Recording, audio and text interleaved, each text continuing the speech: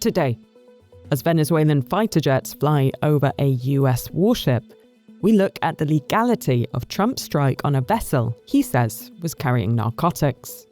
26 countries vowed to give Ukraine post-war security guarantees, but the US has yet to give a commitment.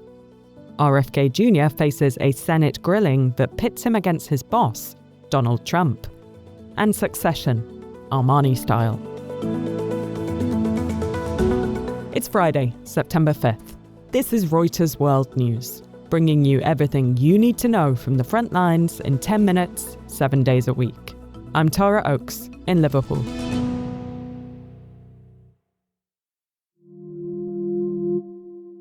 Two Venezuelan fighter jets have flown over a US Navy destroyer in the Caribbean, triggering a stern US warning to Caracas. It raises tensions just days after a US strike killed 11 people aboard a vessel from Venezuela. US President Donald Trump says it was carrying illegal narcotics. Tom Halse has been looking into the legal authority for the attack.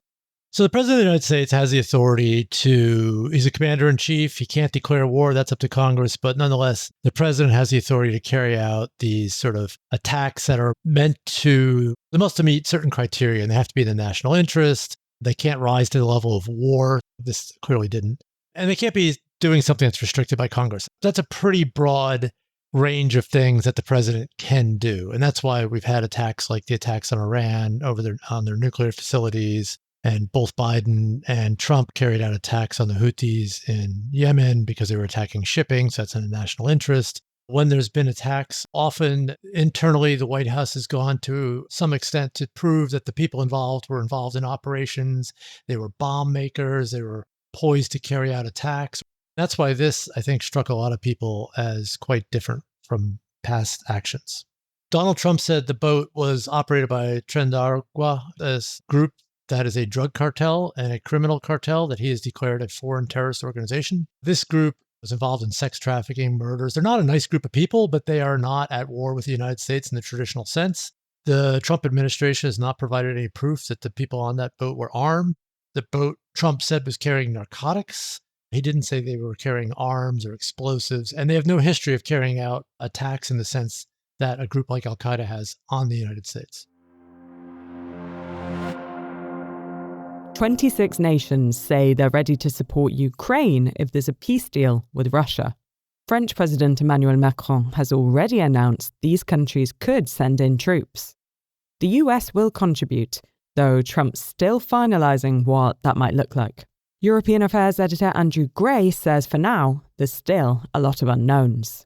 Some of that would be about an international reassurance force, mixture of troops on the ground, forces in the air and on sea, meant to deter Russia and reassure the Ukrainians. He didn't spell out the size of that force. He didn't say exactly which countries would contribute. Some have made clear they wouldn't put boots on the ground, but they would help in other ways. And then they had a call with President Trump. In that call, they basically laid this out to the American side. And what they're hoping for is a commitment from President Trump, from the Americans, to help with these security guarantees. Trump has made clear there'd be no American boots on the ground, but perhaps some support in the air, help with intelligence, other things like that. And above all, they're really looking for a guarantee that if that force came under attack, the European reassurance force. And on that call, Trump had other issues on his mind. What's quite interesting is that the briefing from the White House so far has not focused on these security guarantees. It has focused on the American side telling the Europeans they want to see them do more to cut down or cut out reliance on Russian oil. Now, the European response to that would largely be, I think, that they've already done a lot to cut back on their reliance on Russian oil. And they have a plan to phase it out completely. And the irony here is that some of the countries that are very reluctant to give up on Russian oil consider themselves to be close allies of particularly President Trump. For example, the Hungarian Prime Minister Viktor Orban. Heated exchanges on Capitol Hill as both Democrats and Republicans grill Health Secretary Robert F. Kennedy Jr. on his recent vaccine policies. You're the Secretary of Health and Human Services. You don't have any idea how many Americans died from COVID? I don't think anybody knows that because the There was so much data chaos coming out of the CDC. Our global health editor, Michelle Gershberg, was watching the bipartisan questioning closely. The hearing with Secretary Kennedy was what one could call a very high-octane event in Congress. One of the particularly striking lines of questioning that came from Republican senators as well as Democratic senators was around Kennedy's views on COVID vaccines, and more specifically on the program that President Donald Trump had put into place during the COVID-19 pandemic to accelerate the development of vaccines against this new virus. And what we saw, particularly led by Senator Bill Cassidy of Louisiana, he's a Republican, he's also a doctor, and his vote was pivotal to the confirmation of Kennedy as health secretary. Senator Cassidy took the line that, in his view, President Trump should be awarded a Nobel Peace Prize for investing in this vaccine program. Now, Kennedy has repeatedly called into question the safety and effectiveness of the COVID vaccine. And so the line of questioning appeared to create a separation between the president and his health secretary. Now, up until this point, and even after the hearing, the White House has said President Trump stands by Secretary Kennedy. But it was an interesting strategy to see to what extent are members of Congress pushing the president to say, I'm still with Kennedy. While senators were pitting Kennedy's policies against Trump's, tech CEOs have been keen to show their support for the president. Thank you for incredible leadership, including getting this group together. Bill Gates there at a high-profile dinner with more than 24 technology executives in the newly renovated White House Rose Garden. Executives have recently sought closer ties with the Republican administration, aligning corporate policies with the White House's push to roll back diversity and equity initiatives, while courting Trump's favor on artificial intelligence and other emerging technologies. Elon Musk did not attend. Tributes have been pouring in for Italian designer Giorgio Armani, but his death is also raising questions about the future of his fashion empire. Carmel Crimmins is here with more.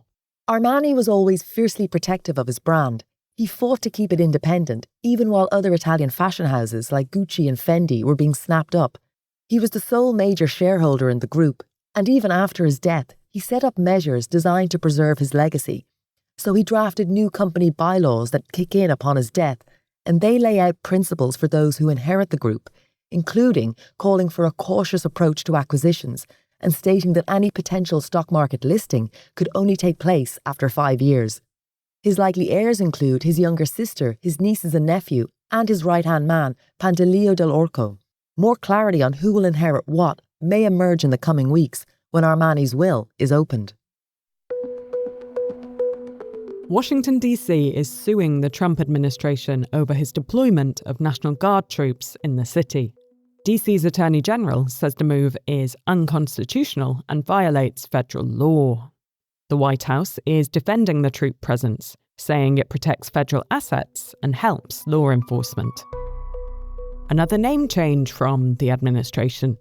Trump plans to rename the Department of Defense the Department of War, putting his stamp on the government's biggest organisation. And now to Thailand, where Anutin Charnvirakul has been elected Prime Minister, ending a week of chaos and political deadlock.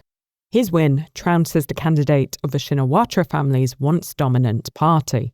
Influential billionaire Thaksin Shinawatra left Thailand late on Thursday for Dubai. You can follow this story as it develops on our dedicated live page on Reuters.com and the Reuters app.